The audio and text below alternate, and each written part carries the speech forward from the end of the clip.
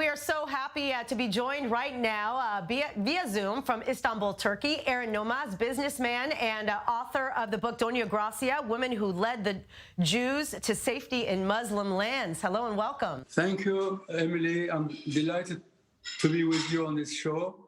It's my first appearance in Israel, so I'm quite excited. It's really exciting, and I've had the pleasure of getting to know you over the past few months as, you know, myself, a huge student of Dona Gracia Nasi, and this woman that was forgotten in history until recently, who really is the whole Istanbul Jewish community, big part of it to this day. You and your family are there because of this one woman, correct? Dona Gracia, to my mind, is the greatest person ever. I'm not saying woman, I'm saying the greatest person ever. She's made such sacrifices for Judaism, for Israelites, that I can't imagine any other person in the history of Judaism that has done the same thing. I compared her with all the biblical characters like Sarah and Esther and Deborah and etc. She sacrificed her fortune. She was the richest woman in the world in the 16th century. She was partnered with the King of Portugal in the spice trade and valuable stone trade, which was the most important trade at the time. She accumulated a huge fortune. When her husband died, she was 25, and she used her fortune all her life to save Jews from the Inquisition. She sacrificed her womanhood. What does that mean? She never got married. She was a widow at the age of 25 with a huge fortune. You can imagine the suitors, one after the other, were trying to court her, and she could have any man she wanted. Explain that she literally moved and saved people through multiple countries.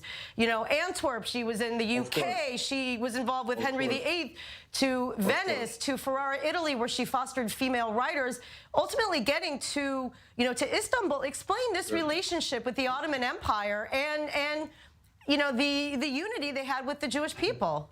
As I said, she became a widower at 25 with the biggest fortune in the world. And then, of course, she was partners with the Portuguese king, and the Portuguese king owed her money as a banker. What would the king do with a 25-year-old girl that is causing difficulties in his payments? So he decided to grab her fortune, of course. So they started to propose suitors to her. So the way fortunes changed hands at that time was that you marry her with an aristocrat. The man is in control of the fortune, and the king obviously gets the money through the back door. So she knew what the plan was. So she tried to escape from Portugal with all her fortune, telling the king of Portugal was her partner, look, an important part of my fortune is in Antwerp. Francisco's brother is in Antwerp, and he's our partner. So I have to get that money back to Portugal.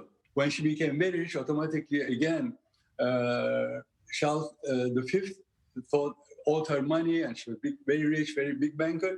He wanted to grab her money. So what happened that his sister was the Queen of Hungary, Queen Mary, invited her to the palace with a letter. The letter was very formal, and Dona Gracia realized there's something fishy going on. She refused to go a few times, but the third time she would have been dragged to the palace because you don't refuse the queen.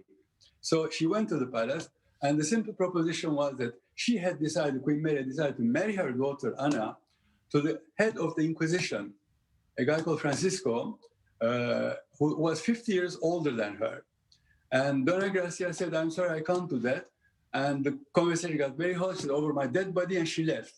Imagine a woman, a Jewish businesswoman, refusing a queen. But I want to explain the interesting thing is she was a converso, and she was the first one to really go back to becoming a Jew. She was allowed, the Jews were able, once they got to Turkey, they were able to go back and return to Judaism, to the point that even her own, nephew who married her daughter had to be circumcised in the wedding. Like, it was this important to even go to that extreme to return to Judaism. That says a lot too.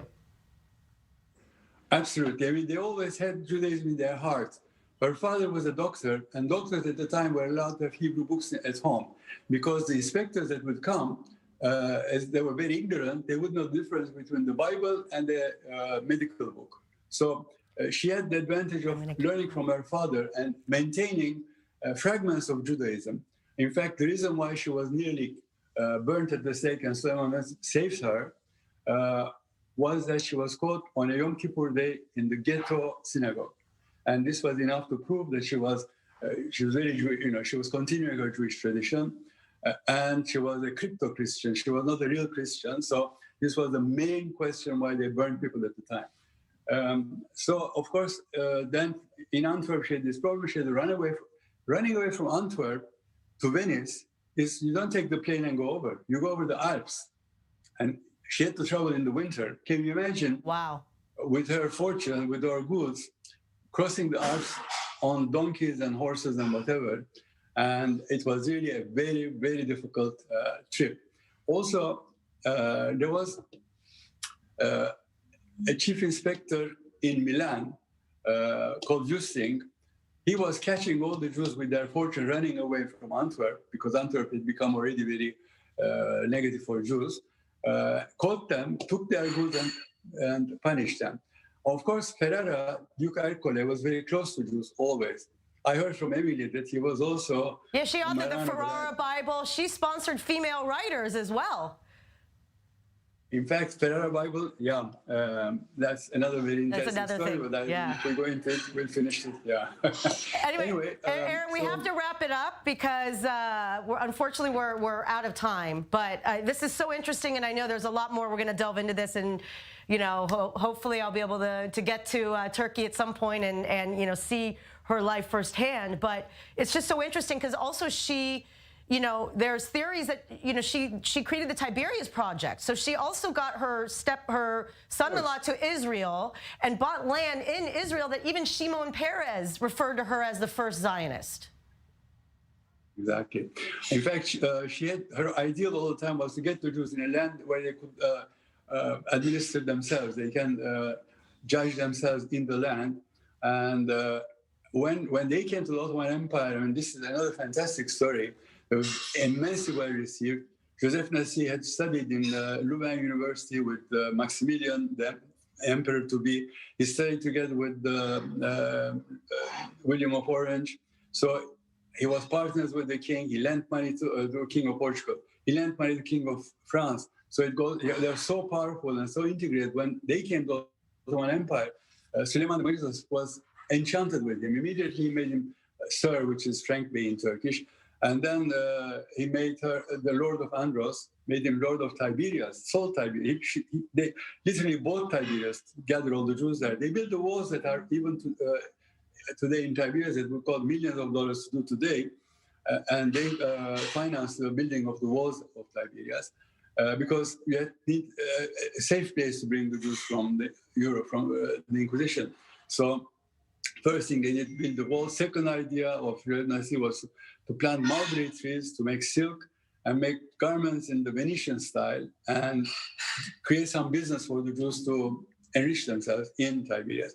So of course, one thing I'm very sad that I never see her picture next to Theodor Herzl, because I respect Herzl, of course, very much. He saw the same dream. Right. But she dreamt that 350 years ago, and she sacrificed not only her life, her money, everything, in order. She even managed to get a land where she could gather the Jews. But the Jews during the Inquisition didn't like Tiberias, so they didn't. Right. It wasn't really successful. Then they tried for Cyprus. We're gonna delve a lot deeper, and really, congratulations on getting the book written. It's Dona Gracia, Women Who Led the Jews to Safety in Muslim Lands. It's available on Amazon in English, and also it was translated into Hebrew, so it's also available online in Hebrew and, of course, Turkish. Meanwhile, we're gonna